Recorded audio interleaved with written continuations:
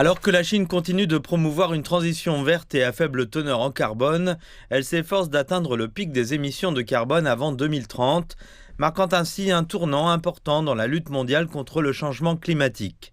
La croissance rapide des énergies renouvelables est au cœur de cette transformation, stimulant les progrès des véhicules électriques, des solutions de stockage de l'énergie et d'autres technologies de pointe. Elle intervient alors que la question de la prétendue surcapacité de l'industrie verte chinoise est redevenue un sujet largement débattu, avec des affirmations selon lesquelles la Chine exporte des véhicules électriques subventionnés vers le marché européen.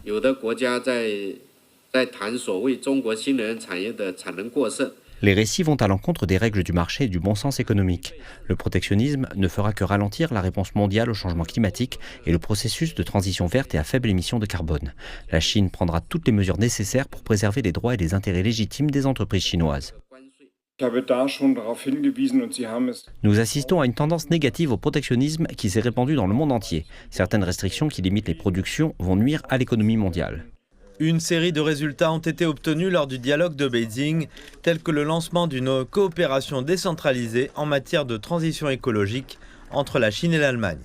Pendant 8 années consécutives, la Chine a été le principal partenaire de l'Allemagne pour le commerce des marchandises. L'Allemagne est le principal partenaire commercial de la Chine au sein de l'UE depuis des décennies, l'industrie automobile étant l'un des domaines les plus importants de la coopération verte. Le renforcement de la coopération entre la Chine et l'Allemagne dans le domaine des nouvelles énergies et de la transition écologique pourrait apporter davantage d'opportunités de marché dans des domaines tels que l'industrie manufacturière et le marché de la consommation, en particulier lorsque l'économie allemande a été affaiblie par une tempête parfaite caractérisée par des obstacles comme la faiblesse des exportations et le coût élevé de l'énergie. Les scénarios gagnant-gagnant ne semblent pas plaire à tout le monde. Au début du mois, la Commission européenne a dévoilé une décision préliminaire visant à imposer des droits de douane allant jusqu'à 38,1% sur les véhicules électriques en provenance de Chine. Ceci s'ajoute à la taxe standard de 10% sur les véhicules déjà en place.